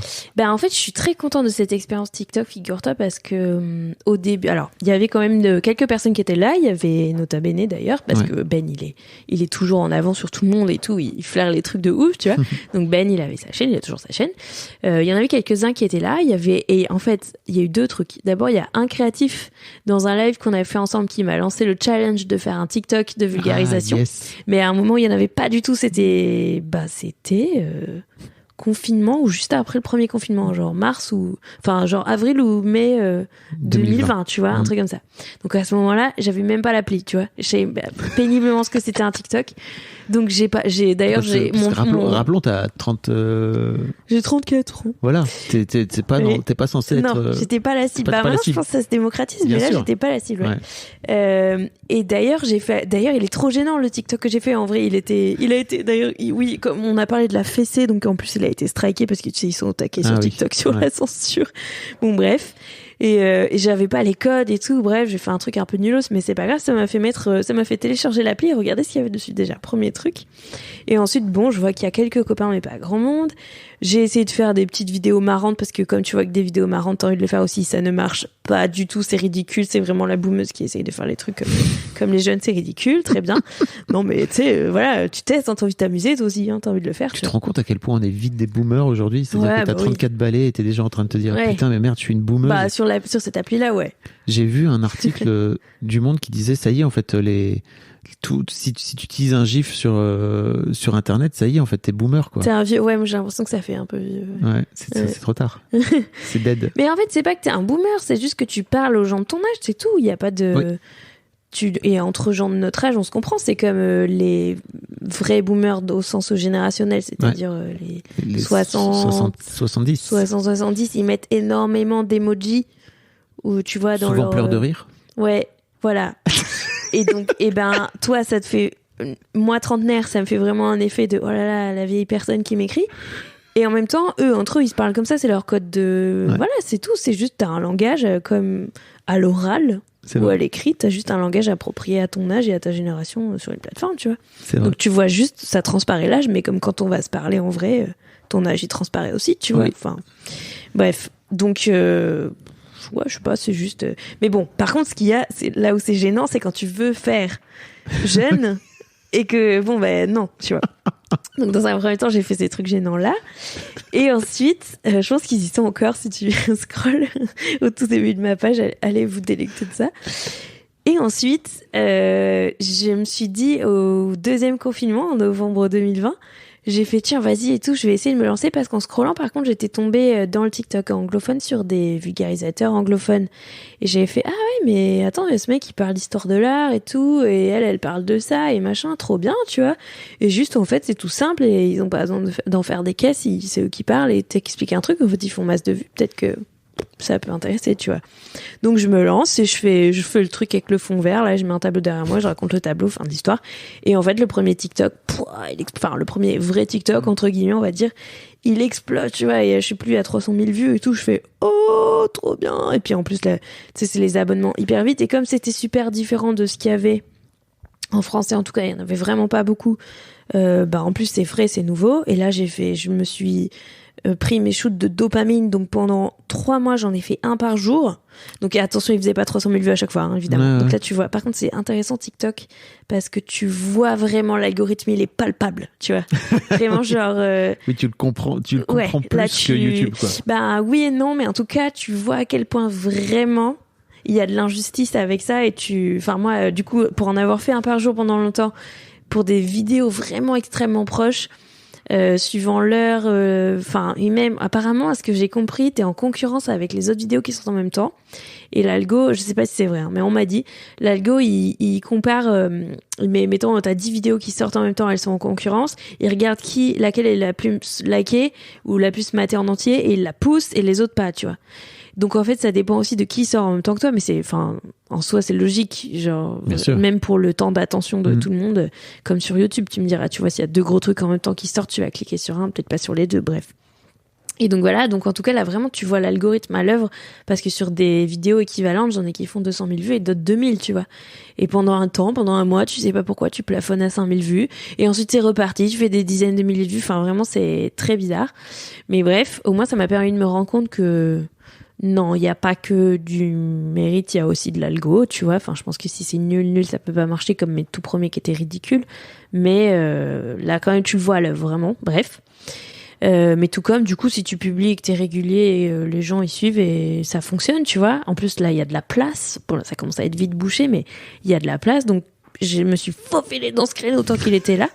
Je me suis bien épuisée. Je pense que ça a contribué à mon assèchement créatif d'ailleurs, parce qu'il fallait trouver une mini idée tous les jours. Et même si c'est une anecdote de rien du tout, expliquer un tableau, une petite idée tous les jours, puis en fait la tourner, puis l'appli elle plante, il faut recommencer et nanana, et enfin bref. Ah, parce que tu tournais sur l'appli, tu tournais pas. Ouais, ouais, sur l'appli directement et tout.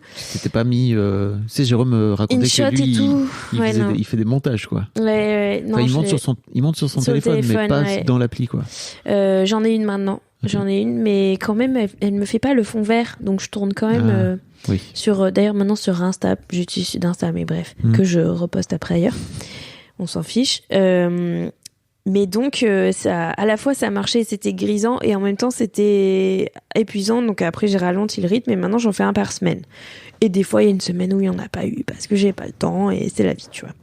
Mais bref. Et en fait, en même temps, c'est cool, parce que ça me permettait de mettre toutes les petites idées, tu sais, qui tiennent pas en une vidéo non plus. J'aime bien pour ça. Maintenant, je fais aussi les shorts sur YouTube. Parce comme que ça, je les mets YouTube dessus. a sorti un équivalent. Ouais. Donc, je les mets là aussi. Les gens aiment pas le format short, mais moi, je suis convaincue qu'ils vont s'habituer. Et en fait, tant pis, parce que moi, j'aime bien. Donc, c'est tout ce qui compte. Donc, je le fais. Bah ouais. Et surtout, vrai, ça te permet de recycler. Oui, voilà. Et tu puis, en recycles plus, sur Instagram. Ouais, voilà, je les mets partout. Et comme ça, ils sont partout parce que en fait, les gens, ils aiment pas. Pas les gens, ils aiment pas. Mais il y a des gens qui râlent. Mais au début, quand je disais aussi que je faisais des TikTok, il y a les gens qui râlaient en disant, mais moi, j'ai pas TikTok. Donc maintenant, ceux qui râlent parce qu'ils ont pas TikTok, bah, ils peuvent les voir sur YouTube. Ceux qui sont pas contents parce que c'est pas ça YouTube, bah, ils s'en vont. Et puis, basta, qu'est-ce que tu veux? Non, mais, au bout d'un moment, voilà, quoi. C'est dur de satisfaire tout le monde. Non, mais on peut pas. On peut pas, donc. Mais tu dis ça comme si jour 1, tu t'es dit ok, j'arriverai pas à satisfaire tout le monde, ou ça a été un cheminement pour toi? C'est régulièrement, je fais oh non, ils ont pas aimé. non, mais tout le temps, enfin bien sûr. Mais juste en fait, c'est impossible. S'il y a bien un truc que t'apprends avec Internet, c'est que tu te mets à entendre énormément de voix que t'aurais pas entendues d'habitude. Tu te rends compte à quel point quand tu fais un truc, ça plaira toujours à certains et pas à d'autres. Et si tu changes ce truc-là, ceux qui aimaient, ils vont râler que tu le fasses plus, et les autres, ils vont être contents que tu changes tout le temps. Et donc comment tu fais? Le premier truc, c'est faut toi que t'aimes. Ça, c'est le premier truc. Ça paraît con, mais voilà. Et ensuite, je pense, il faut essayer de regarder les grosses tendances. Je pense qu'on doit pas non plus ne pas du tout ni prendre en compte les commentaires, ni les stats et tout, mais pas individuellement un par un, quand il y a juste Jean-Jacques qui râle dans les commentaires parce que lui ça lui plaît pas les TikTok et qu'il aurait préféré une vidéo plus longue, alors que t'es là, mais gros, c'est juste une vidéo en plus gratos que t'as pas payé, et si tu veux pas, tu la regardes pas, c'est pas grave, enfin c'est bon, bref. Non mais tu sais, genre ça me rend ouf de râler parce qu'il y a du contenu gratuit quand même, enfin tu vois, bon bref, mais passons. Mais par contre, ce qu'il faut regarder, c'est les grandes tendances et se dire ok, là, par exemple, moi, ce que j'ai réalisé, c'est que justement sur les placements de produits, on en parlait tout à l'heure, là, j'ai besoin des placements de produits pour faire tourner mon équipe. Je peux pas faire autrement. Le CNC, ça couvre pas tout. De toute façon, quand tu reçois le CNC, tu te dois d'apporter 50% de ta poche, entre guillemets. Enfin. Expliquons rapidement, mais en gros, le CNC a un fonds qui permet aujourd'hui, donc le Centre national de la cinématographie, qui finance le ciné, le vrai cinéma dans les salles.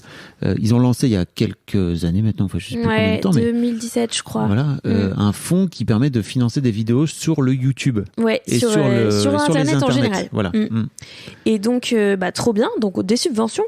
Ni plus ni moins. Voilà. Donc déjà, c'est trop cool que ça existe. Donc quand on les a, on est trop content. Mais la loi dit que tu n'as pas le droit de financer plus de 50% de tes projets, et ça vaut pour le ciné et tout, avec les aides publiques. Donc ça veut dire que si le CNC te donne 20 000 euros, tu dois de ton côté apporter 20 000 euros aussi. Donc à un moment donné, voilà, il y a pas, enfin ça tombe pas de. Faut aller chercher. Donc il faut aller chercher la thune des annonceurs. Des sous privés. Ça peut être ton Tipeee, mais moi mon Tipeee il couvre pas ces montants-là, il n'est pas assez élevé pour ça. Donc il y a des placements. On pourrait dire aux gens. Non mais en fait, je trouve qu'il y a un vrai truc aussi il faut éduquer les gens à venir dire, comme tu dis tout à l'heure, ok, c'est du contenu gratuit, mais en fait il est temps de se rendre compte aussi qu'il y a des gens qui travaillent derrière, et qu'en fait n'hésitez pas à mettre des sous dans les créateurs que vous aimez. Ou alors accepter d'encaisser la pub. Surtout. Exactement. Tout le monde peut pas donner, je comprends bien, tu vois, c'est normal, mais dans ce cas il y a une pub, et en plus il y a une pub, et ce que vous voyez pas, enfin ce qu'il faut pas oublier, c'est que vous voyez que les placements de produits qu'on accepte et vous voyez pas aussi tout ce qu'on refuse, parce que forcément les gens c'est ah là là, ils s'en mettent plein les poches et tout. Non, juste vraiment, je te jure, actuellement un épisode animé ça coûte 8000 balles à faire, tu vois. Donc vraiment c'est pas avec je sais plus. Alors par exemple on a eu le CNC qui fait 50 000 € et on s'est engagé à faire 12 vidéos avec ça. Donc tu vois, le calcul est vite fait, ça coûte pas du tout, ça couvre pas du tout tous nos coûts de production. Ça coûte 8000 balles donc en masse salariale à faire et tout, tu vois, en incluant ma rémunération pour mon travail dedans aussi. Bref, donc voilà, c'est comme ça que ça marche en fait, et on a besoin de fonds. Et donc ce que j'allais dire par rapport à ce truc d'écouter les tendances et tout, c'est que néanmoins il faut quand même regarder ce que les chiffres, plutôt la masse des chiffres dit. J'essaye de faire ça en tout cas. Et donc par exemple, ces derniers mois, j'ai constaté une baisse des abonnements vraiment forte par rapport à ce qu'on a eu, mais même 6 mois auparavant, tu vois, genre divisé par 2. Or, il se trouve qu'on s'est mis à faire beaucoup de placements de produits sur les épisodes animés, parce que encore une fois, on a besoin de ça et tout. Et en fait, si je regarde les stats plus en détail des vidéos, je vois que les gens, ils s'abonnent plus sur les épisodes animés qui sont sponsorisés, ou beaucoup moins, voire, enfin la balance elle est vraiment, alors que d'habitude les épisodes animés ça génère beaucoup d'abonnements. Donc je fais ok, vraiment ça saoule les gens, les placements de produits, et ils ont pas compris ce truc de j'ai pas le choix et machin. Donc je peux juste avoir mon discours de oui bah c'est comme ça, on n'a pas le choix, blablabla, ou et pas vouloir et en faire qu'à ma tête, ou alors je peux essayer de réfléchir autrement. Donc du coup j'ai commencé à dire bon ok, il faut que je mette des placements de produits, mais pas sur les épisodes animés, parce que les gens ils supportent pas, et je comprends, parce qu'en gros sur 3 minutes d'animation toi t'as payé 1 minute de pub, le ratio est mauvais, tu vois, et vraiment c'est énervant, malgré toi c'est énervant, et même si t'as toute la bienveillance que tu veux et tout. Donc tu vois, je réfléchis à ces trucs là, je me dis ok, je vais mettre des placements de produits sur les vidéos classiques, parce que elles durent 20 minutes et que ça va d'avoir 1 minute de pub sur 20 minutes, c'est beaucoup plus digeste. J'essaye de développer un max mes comptes TikTok et Insta pour faire des partenariats là-dessus, pour enlever des pubs sur YouTube. Mais par contre, il y a pas de secret, ça, c'est des placements de produits, j'ai pas trop le choix, tu vois, à un moment donné, comme on disait, l'argent il est là. Mais bref, donc j'essaye de privilégier les placements sur ces plateformes-là pour en mettre moins sur YouTube. De temps en temps, il peut y avoir quand même un épisode animé sponsor, parce qu'on n'a pas le choix, et parce qu'en plus, comme ils font plus de vues, nous on peut les vendre plus cher aussi, bien tu sûr. Vois, c'est ça le truc. Mais bref, donc c'est toute une balance de coût-bénéfice, parce qu'en vrai, emmagasiner de l'argent, c'est bien pour payer l'équipe, mais si ça plombe la chaîne, c'est pas une bonne stratégie non plus. Donc tu vois, enfin bref, c'est plein de calculs. Tu crois pas qu'il manque un format comme tu pouvais faire les vlogs, tu vois, pour expliquer un petit peu, en fait je le fais souvent, décrypter un petit peu.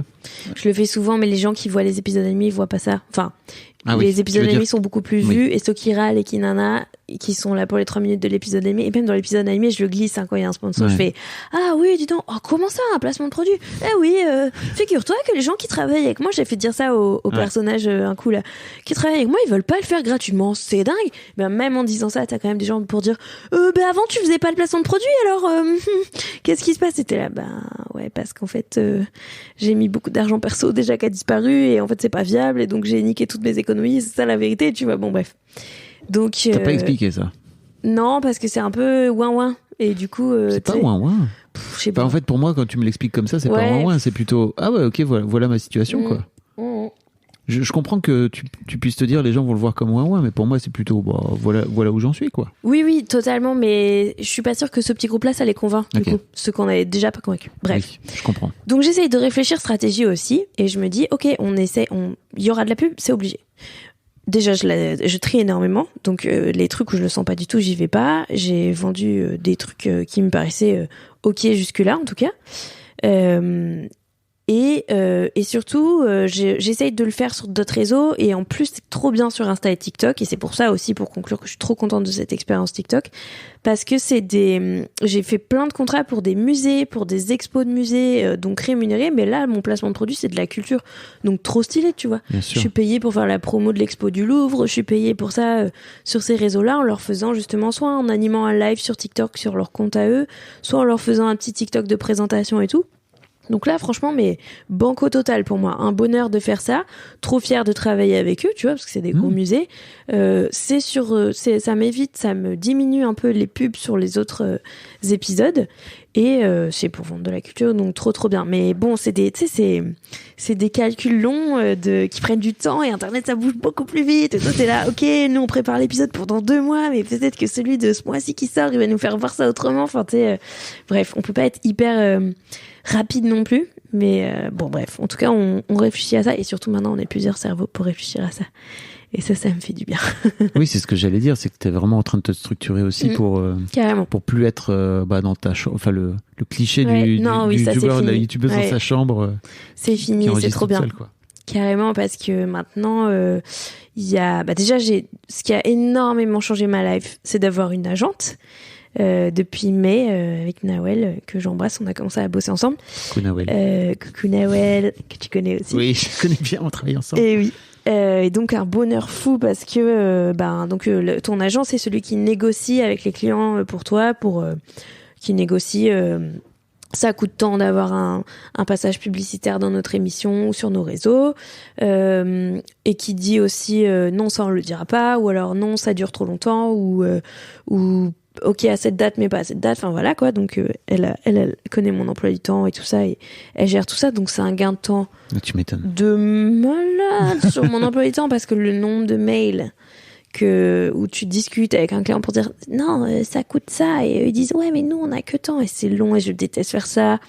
Et en plus je me sous-vendais, je me suis rendu compte, et je pensais pas être débutante, mais en fait elle a doublé mes prix, tu vois, genre en me disant non mais c'est ça que ça vaut en fait. Et en fait quand je fais le bilan de ce podcast Histoire d'argent, j'ai hâte de découvrir, comme on en parlait tout à l'heure. Mais en fait elle m'a permis aussi de me rendre compte de ça, de me dire attends, mais si tu chiffres là combien tu payes machin pour faire ta vidéo, ta vidéo en fait voilà, ça coûte 10 000 € à faire en fait. Tu vois, donc non, tu peux pas dire oui c'est ok ce placement de produit à 2 000 €. Enfin, non pas que le placement de produit ait à financer toute la vidéo, mais quand c'est une vidéo dédiée par exemple, en fait non, c'est pas normal que ça coûte si peu. Donc soit tu le fais parce que des fois j'en prends quand même parce que je surkiffe le sujet, donc j'ai envie de le faire, et voilà. Tu peux choisir de baisser tes prix. Absolument, et c'est important. Et d'ailleurs pour les institutions culturelles, c'est souvent quand même le cas, ils ont pas cet argent-là. Donc là je le prends parce que c'est trop bien, c'est trop intéressant et machin. Mais bref, mais ça te permet de te rendre compte ça aussi, de chiffrer ces trucs-là. Donc premier changement de vie cet été. Du coup il y a d'un coup beaucoup plus d'argent qui rentre dans la boîte, et moi je respire enfin, parce qu'en gros là je vivais en mode on était tous payés et tout ça va, mais j'étais toujours dans le stress de justement est-ce qu'on va renouveler le CNC. En gros, si on renouvelait pas le CNC, donc ces subventions qu'on doit demander tous les ans ou tous les 6 mois, tu vois, ça dépend de ton projet. Si je l'obtenais pas, parce qu'en fait c'est normal, enfin peut-être mon dossier cette fois il va pas passer parce qu'ils ont qu'une bourse limitée à donner, et puis il y a d'autres créateurs qui la méritent aussi, puis ils essayent de faire tourner, tu vois, donc voilà. Et en gros je disais si je l'ai pas, les dessins animés ils existent plus quoi, ou on fait une pause jusqu'à ce qu'on décroche le prochain dossier, parce qu'on peut pas financer ça coûte beaucoup trop cher. J'ai pas cet argent là, et en fait maintenant je me dis grâce au sous que ça génère, je suis tranquille pour jusqu'à la session d'après, tu vois. Genre on a une marge, on peut continuer à produire l'émission, et c'est bien plus apaisant d'esprit, tu vois. Je suis pas là à me dire oh là là, j'espère que ça va passer, sinon ça va pas se passer, foutu et tout. Tu pourrais pas limite les crowdfunder? On réfléchit avec Nawel à des trucs. Moi je réfléchis alors les crowdfundés, je sais pas, dans le sens où tu vois, genre un Kickstarter pur. Moi j'ai déjà un Tipeee machin et tout, tu vois, qui finance la chaîne. Donc du coup, ça serait encore. C'est pas vraiment pareil. Ouais, mais ça, le Tipeee, il finance déjà ça, tu vois, donc ils vont me dire, quoi, enfin, je sais pas comment, enfin, oui, c'est pas pareil dans le sens où tu fais une campagne et tout. Je comprends, mais j'y ai pensé. En fait, c'était ça que je me disais si j'avais pas le CNC. On devrait faire un Kickstarter, mais ça met du temps à mettre en place, faut le monter, là. Bref, donc il y avait ça, mais pourquoi pas. Je réfléchis au truc des NFT en ce moment. Ah ouais?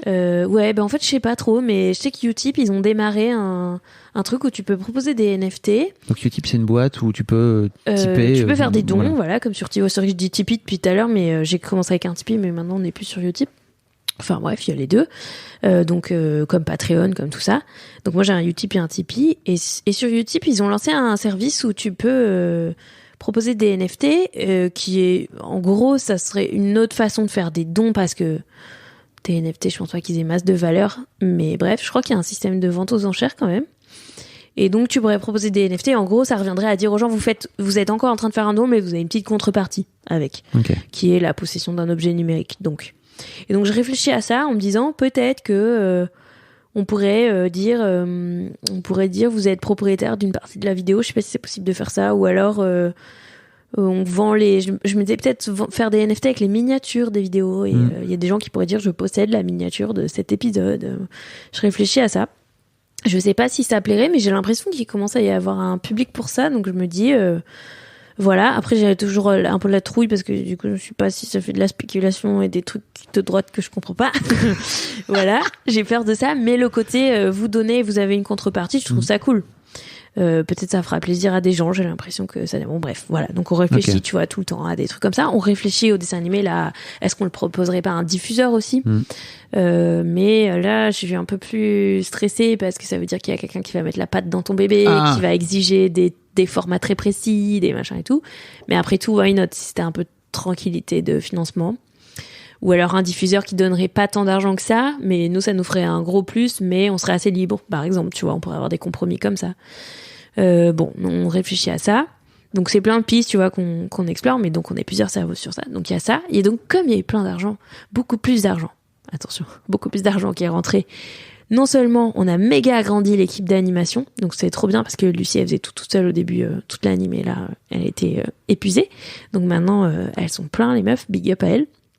Et j'ai pu prendre une responsable administration, budget, production, nanana, qui est Marie Camier, et qui m'aide à tout bien cleaner les comptes de l'entreprise bien carrés comme il faut, toutes nos, enfin tu vois, tout bien mettre en place les dispositifs pour avoir la visie budget qu'il nous faut pour qu'on puisse dire ok, là on a tant d'argent, on peut se lancer dans ce projet-là. Par exemple, moi notamment, je rêve d'allonger la durée des épisodes animés.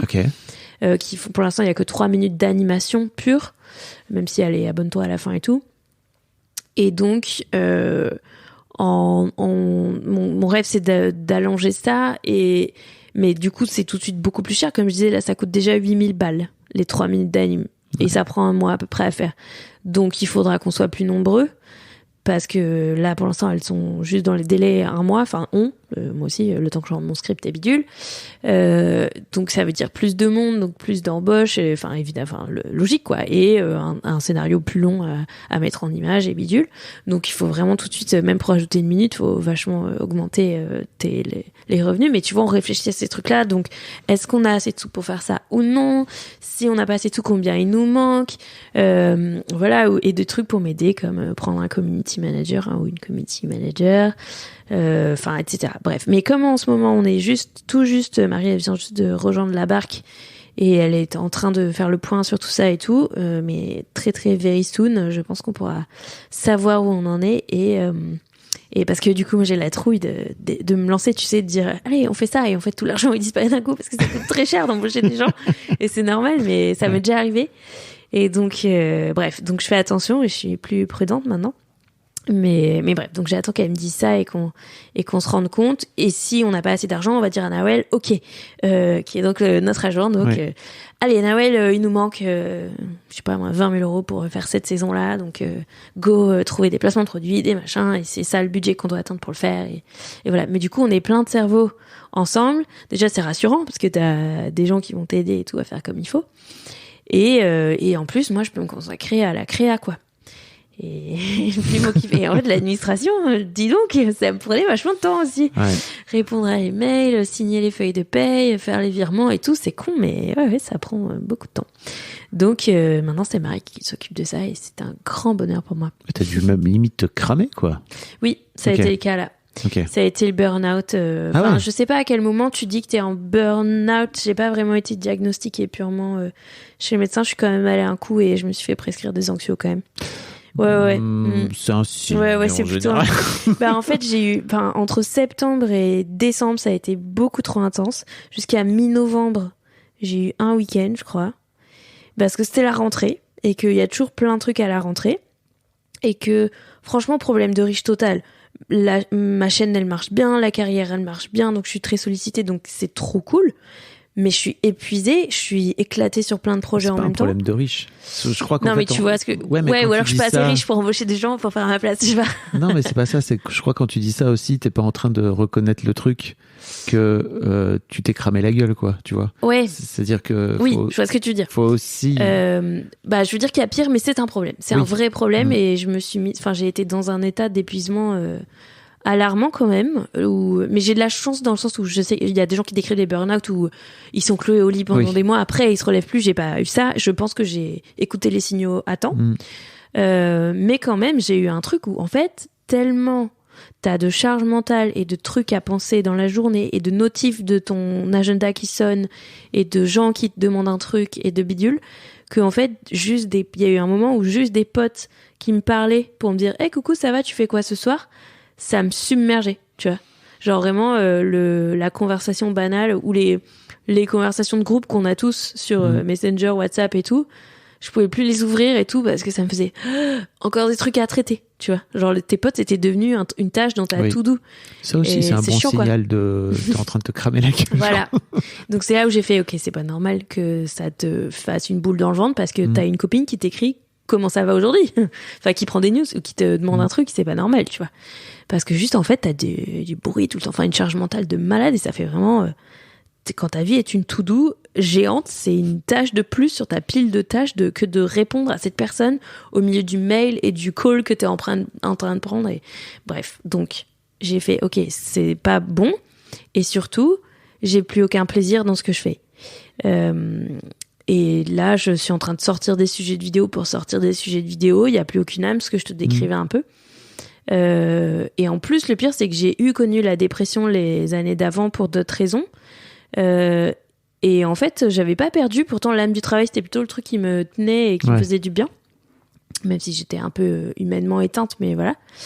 Mais là, tout ça, c'est fini, tu vois. Et là, j'étais juste éclatée, tu vois. J'avais le cerveau fondu, quoi. Et donc, j'ai fait, plusieurs choses. Il faut que je délègue certaines tâches. Donc, c'est bon, maintenant, t'as trimé, il y a de l'argent qui est rentré, tu peux embaucher quelqu'un pour faire ça. Trop bien. Et surtout, il y a quelqu'un maintenant qui va t'aider à faire, là, il y a plus d'argent pour payer, donc on doit faire rentrer de l'argent. Donc, là, le truc va vivre, c'est bon. Enfin, je suis rassurée, en tout cas.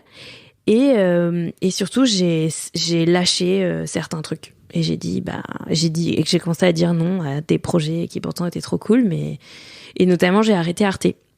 Okay. Parce que je fais des chroniques à la télé pour Arte, pour l'émission Faire l'histoire de Patrick Boucheron, qui est trop cool, et c'est une émission trop stylée, ils ont été trop mignons avec moi, mais là j'ai fait OK, j'en peux plus, et ça c'est une hebdo, et c'est pas ma prio, même si c'était très cool d'être là, et que vraiment c'est pas du tout par rapport à eux, mais c'est juste je suis épuisée, faut que j'arrête un truc. Ce sera ça parce que j'ai ça, la chaîne, les réseaux et un podcast sur Spotify, tu vois. Oui. Et on va pas parler avec Alex. Non mais trop de choses, donc trop bien. Mais le podcast, non seulement c'est une expérience nouvelle que j'avais envie de tester plus longtemps. En plus, je suis engagée sur mon contrat, voilà. Mais en plus, ça me demande très peu de travail, le podcast. Il y a un auteur qui nous prépare tout, un documentaliste qui nous prépare tout le contenu, les auteurs qui nous écrivent les blagues avant et tout. Et vous jouez. Donc on y va, on répète et ensuite on joue le truc et c'est la discussion avec l'historienne ou l'historien qui fait le contenu. Donc c'est vraiment effort minimum pour moi. Donc même si je check le script avant d'y aller, mais tu vois, donc c'est pas moi qui fais les recherches ni rien. Donc c'est pas une activité chronophage et en plus c'est une activité qui me plaît beaucoup et j'ai vraiment du plaisir à le faire. Donc c'était pas le truc que je voulais arrêter. Par contre, à Arte, c'est moi qui faisais tout. C'est moi qui écrivais, c'est moi qui tournais, c'est moi qui montais. Il y en a une par semaine, même si je les tournais en groupe. Mais du coup, et en plus isolés, parce que ils étaient super sympas, la boîte de prod était trop cool, tout se passait très bien, mais on était de notre côté avec mon réel, ce qui était bien pour plein de trucs, pour notre indépendance et notre gestion de l'emploi du temps. Et en même temps, c'est pas une expérience de plateau ou de machin où t'as d'autres collègues, où j'aurais découvert un monde nouveau, c'était encore faire des petites vidéos. Donc j'ai fait, c'est cette activité-là que je dois arrêter, même si ça m'a vraiment, ça m'a fait de la peine. Ça serré le cœur un peu. Ouais, ça m'a serré le cœur, ça m'a fait un truc un aveu d'échec un peu, tu vois, genre voilà, en fait t'arrives pas à tout faire. Et ça c'était cool. Ouais, mais tu sais, et ça c'était cool, c'était vraiment cool et je suis fière parce que l'émission elle est encore diffusée, enfin mes chroniques, je crois qu'en ce moment on diffuse ce qu'on a tourné il y a 1 an, donc je vais quand même être dedans visible un moment, même si là je le reproduis plus et que quelqu'un a pris le relais. Mais ça me fait, je suis fière, tu vois, je suis fière de faire ça et enfin bref, j'en tirais du plaisir évidemment, sinon je serais pas allée. Mais là, du coup, je me suis dit, il faut arrêter, donc j'ai eu le petit pincement au cœur de leur dire et tout, alors qu'ils ont été adorables, enfin vraiment trop mignons. Mais après, en fait, en vrai, deuxième sensation, c'est soulagement, tu vois. Et là, je commence enfin en janvier à avoir un emploi du temps fucking normal, c'est-à-dire que les tâches que j'ai à faire, elles rentrent dans ma semaine, elles rentrent dans ma journée. Je fais attention de dire non pour pas prendre plus, pour pas retomber dans le truc de attention, il y a trop de choses. Je regarde à quoi ressemble mon agenda et je fais ok, non, tu peux pas dire oui à un truc en février, là c'est full, même si c'est trop bien, c'est comme ça. Et je fais attention à prendre mes week-ends, je fais attention à le soir c'est fini. Voilà quoi. Okay. Sauf deadline impossible, tu vois, mais genre là, je veux partir en vacances la semaine prochaine, donc je pense qu'il va y avoir un peu les deadlines de je finis ma vidéo vite, tant pis. Ouais. Mais c'est pour aller en vacances après, donc is ok, tu vois. Mais j'essaye de faire attention à ça parce que là, j'ai senti tu vas clamser, tu vois, tu vas t'effondrer et ça sert à rien et c'est bon, faire pour faire. Surtout si t'as plus aucune saveur dedans, tu sais, genre vraiment, tu vois, j'y allais, je me réjouissais plus de rien. C'est fou, quoi. Je faisais des trucs cool et on me proposait des trucs trop cool. J'étais là, ah, cool. Tu sais, et tout était, genre, j'ai été dans une campagne d'affichage de YouTube. Ouais. Hyper flatteur, trop sympa. YouTube, il m'appelle et tout, à moi parmi tous les créateurs qu'ils ont et tout. Donc, on était qu'un tout petit groupe à être choisi et tout. Donc trop fière de faire ça, tu vois, et hyper contente et tout, et encore des revenus pour financer les projets, donc trop bien, tu vois. Donc ravie, et franchement à une autre époque, je pense que j'aurais été surexcitée, et là en fait ça m'a fait ah cool. Et j'ai fait le shooting, j'ai fait cool, et je l'ai partagé sur les réseaux, mais parce que épuisement, tu vois, et je me suis dit mais putain fais chier, c'est trop bien. Enfin j'ai conscience que c'est trop bien, et je suis. Mais bref, j'ai essayé de travailler comment dire, le boost de ça et retrouver le goût et tout, et notamment un soir où j'étais fatiguée et machin, je me suis dit vas-y, faut que tu sois fière à nous, parce que je me sentais aussi comme une merde et je me sentais nulle et nana, tu vois, j'avais l'impression de, enfin bref, t'es comme tu fais le cercle vicieux de tout est nul, en plus ce que je fais c'est nul et voilà, les gens s'abonnent plus et blabla, bref. Et en fait, je me suis dit, non, mais c'est juste que ton ego est au plus bas alors qu'il n'y a pas de raison particulière et du coup, tu prends trop mal les petites attaques en plus. Les commentaires haineux, ils sont fois 1000 et tout, tu vois, alors que bon, ils ont toujours été là et que d'habitude, tu t'en fous, tu sais, mais bref. Et je me suis dit, cette campagne d'affichage, tu sais, c'était des pubs dans les magazines, sur les réseaux sociaux, mais aussi dans la rue. Dans les gares et tout. Ouais, et donc à Paris, je suis allée voir une des affiches, mais c'était entre guillemets des petites affiches électroniques sur des assez petits panneaux publicitaires. Donc j'ai fait bon, c'est cool et tout, mais à Bruxelles, il y a des panneaux immenses à la gare et à l'aéroport et tout, et les gens ils m'envoient les photos de ces trucs-là et moi je les vois pas, alors qu'il y a ma tête en géant quelque part et que ça m'est jamais arrivé, et je pense pas que ça m'arrivera souvent, tu vois, parce que je suis pas. Prends un train. Voilà, et ben j'ai fait ça et j'ai T'es fait. Allé trop bien. Attends, je vais le voir en vrai. Tu sais quoi? Bien sûr. J'ai fait demain. En plus c'est juste à côté, Bruxelles depuis Paris là. J'ai fait, tu sais quoi? J'y vais. Et je vais voir mon affiche géante à Bruxelles et je vais être fière et machin et trop cool, et je me fais ce truc pour moi et je kiffe le machin, et je me fais une soirée à Bruxelles où en plus j'étais jamais allée de ma vie et j'adore voyager seule, et du coup j'ai fait ma petite soirée rien qu'à moi, tranquille à Bruxelles, où je me balade dans les rues, je visite et tout, c'était trop bien. Le lendemain j'ai vu une copine et je suis rentrée et ça m'a fait trop du bien, tu vois. Et ça m'a fait non seulement un petit break, mais aussi un petit truc de savoure là, c'est cool, tu vois. Sois content de ce truc-là au lieu de... Enfin, facile à dire, mais tu sais... enjoy le... Comment dire, celebrate. Putain, alors, je suis insupportable. J'ai que les mots en anglais. Celebrate the moment. Insupportable, mais genre, c'est quoi le mot? Tu sais, genre, ouais, c'est ça. Célèbre. Il y a le mot en français, maintenant, qui est vraiment le même. Célèbre ce truc, faites-le et vis-le et tout, et c'est trop bien, et ouais. Puis on sent la gratitude aussi, tu vois, voilà, du chemin accompli, parce que t'es pas là non plus par hasard, quoi. T'es là parce que, enfin, cette pub n'est pas là non plus par hasard. C'est parce que t'as accompli tout ça, quoi. On a taffé, putain. Carrément. Donc voilà. Donc je travaille à ça et là ça porte ses fruits. T'es suivi en thérapie ou un truc comme ça? Ouais. Ah yes. Carrément. Ça peut aider, hein, souvent. Très important. Bah j'avais plus là ces temps-ci, j'ai repris justement. Non, trop important. Moi j'ai pas peur du psy ou machin comme certaines personnes peuvent avoir, ou avoir mal du mal à y aller ou quoi, pas du tout.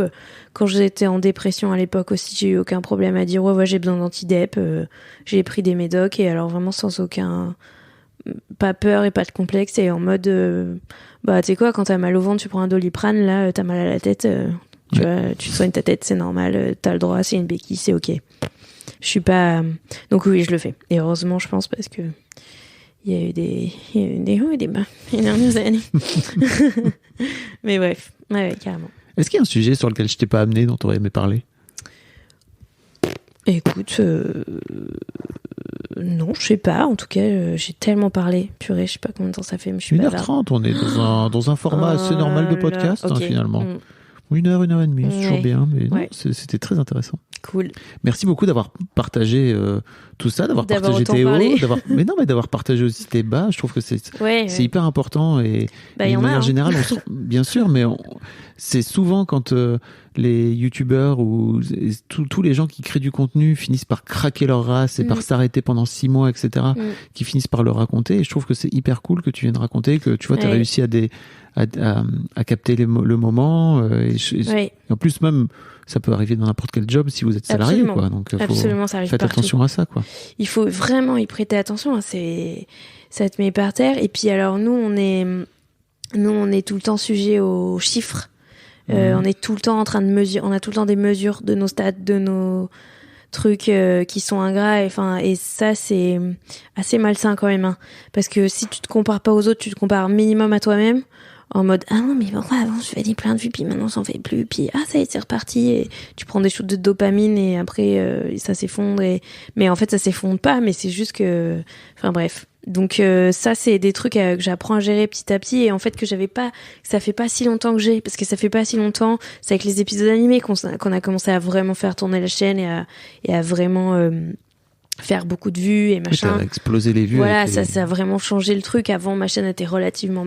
C'était cool, hein, mais on était plutôt sur du 200 000 abonnés, 100 000, 200 000, ce qui était carrément cool pour une chaîne de vulga et tout. Mais ça nous a fait passer un cran...